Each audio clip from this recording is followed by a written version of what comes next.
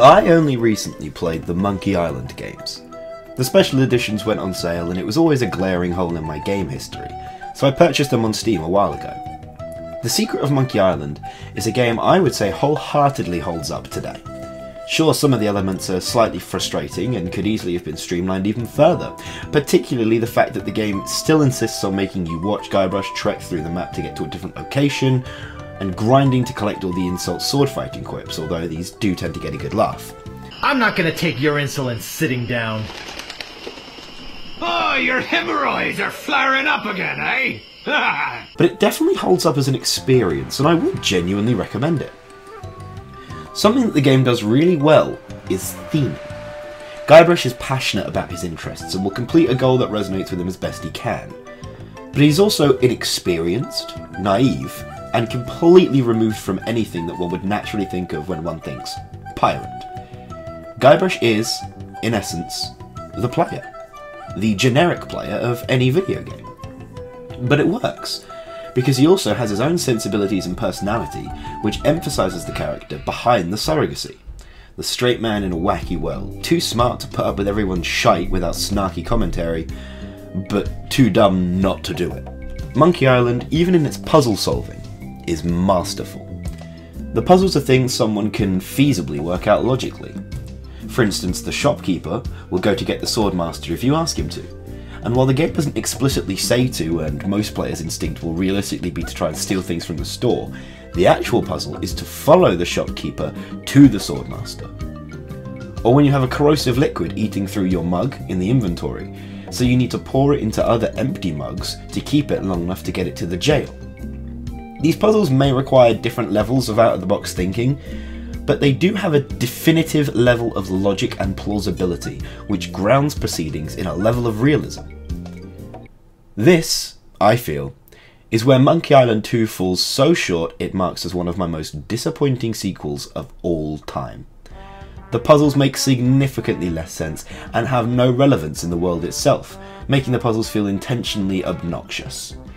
For example, there's a section near the end of Monkey Island 2 where you have to pick up an empty bottle on the beach, smash it against the rocks, explore in the jungle for a while until you see a bag hanging from a tree for no explained reason, which you then cut open with a broken bottle to reveal a box of instant crackers you must add water to, meaning you go back to the beach and pick up a random martini glass on the floor and use it to pick up some water from the ocean, which you then distill in a randomly present distillery machine so that you can then add the water to the instant crackers.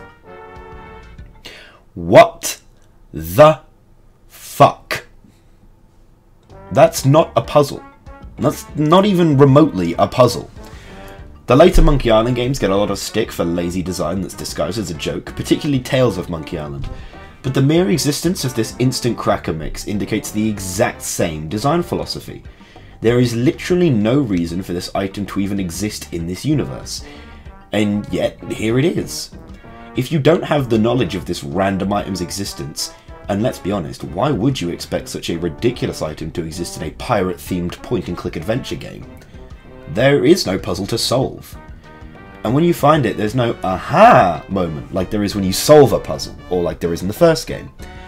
At best it's an, oh, well, and at worst it's a, well, how was I supposed to know that? I'm harping on the instant cracker mix, but this design philosophy carries throughout the game. There are 3 different moments in Monkey Island 2 where you have to just instinctively know that you can and should pick up animals and put them in your pockets. While one may be able to instinctively decide to pick up a rat, at the moment where I was carrying a dog and a monkey in my pockets at the same time for 2 different puzzles, that was the final straw in my mind. Indeed, the resolution for the monkey is the worst puzzle in the game, in my opinion, as you are expected to use a monkey you hypnotise with a banana on a metronome to in some way activate a water pump to turn off a waterfall.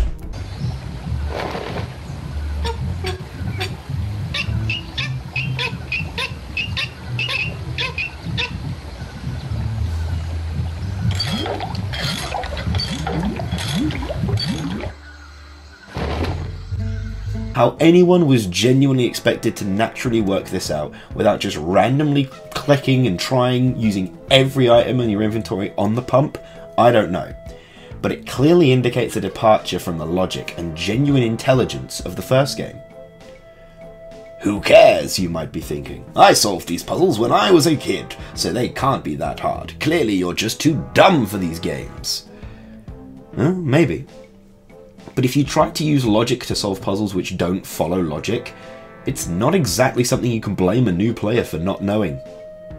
A puzzle is something you can logically work out, and something that you have all the pieces to work out. If you don't know that you have all the pieces, then there's nothing to work out, such is the case with the instant cracker mix. And if the solution to the problem makes no sense and cannot legitimately be worked out with logic and reason in any capacity, then it's not a puzzle in the traditional sense, such as the monkey and the water pump. It's an obnoxious fetch quest and a padding technique.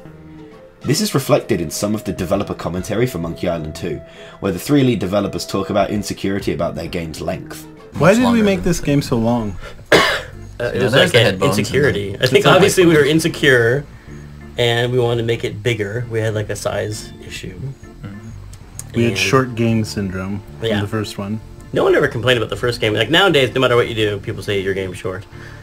Back then, no one complained about it. Did they complain about Monkey being short? No, it didn't. Just management. No, what? No, nobody complained about it. Complain about Monkey being I just think we over-designed it, and then we also cut a lot out of this game. Yeah. Another thing that takes a departure, sadly, was the theming. Guybrush's entire character has been overhauled to become an insecure yet somewhat arrogant glory hunter after his one singular claim to fame in the first game is starting to become old news. And while this is certainly not an inherently bad route to take a sequel, there's none of the original inherent likability to Guybrush. He just seems to be an obnoxious, single-minded twat. Even when he sees his long-estranged wife, he immediately tries to manipulate and use her just to get a quarter of a map.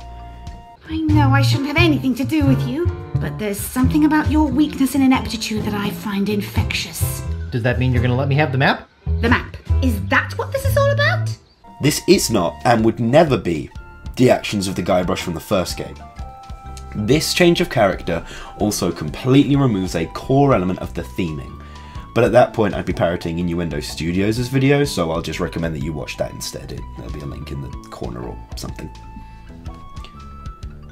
But the thing I want to directly talk about is the ending, and how it just doesn't work. After one of the most forced Star Wars references of all time, we learn that LeChuck is actually Guybrush's brother Chucky. We are bound to one another. Like dreadlocks? Yes, rather like that. Or like... brothers. Huh? I am your brother. No. That's not true. That's impossible. Search your feelings. You know it to be true. No!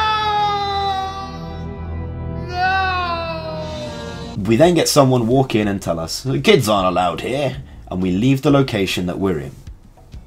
As children. Big whoop, the treasure we've been looking for this whole time, turns out to just be a theme park, and Guybrush but a small child implied to merely have an overactive imagination. There are many interpretations as to what is actually happening here, but the flat-out fact of the matter is that this ending is one step above "it was all a dream" in its current state. Even the implied fact that this is all a voodoo spell, with Chucky's face looking at the camera and Elaine still waiting, could easily be chalked up to Guybrush's imagination, and Elaine also being a child still in this imaginary world herself. This ending isn't directly acknowledged as far as I can tell from what I've seen from Curse of Monkey Island, though, full disclosure, I haven't actually got around to playing it yet, and remains as the truly canonical ending for the entire series, from the mind of the man behind it, Ron Gilbert. I'm convinced I played a different game to everyone else, and while I'm aware this isn't a popular opinion, I think I prefer the story and puzzles in the Tales series by Telltale, there's too many T's there, than I do in Monkey Island 2. And the fact that Monkey Island 2, as the Steam description states, is one of the greatest LucasArts adventure games of all time, is honestly nothing but a problem for the entire genre, as far as I'm concerned. you can indirectly blame the puzzles in this successful and well-received game for all the infamously illogical puzzles in other point-and-clicks. If the original game were considered as highly as the second, and sold as well as the second, I have no doubt in my mind that that design philosophy would have caught on as far as it did, as opposed to Monkey Island 2, though that is, of course, mere speculation. As it stands, Monkey Island 2 is not a game I'm likely to replay, while I can certainly still consider the first game an absolute classic. Is it worth your time to play through these two games? The first? Definitely. The second? Maybe. Maybe. I can only speak for myself here, but as it stands, Monkey Island 2. Big whoop.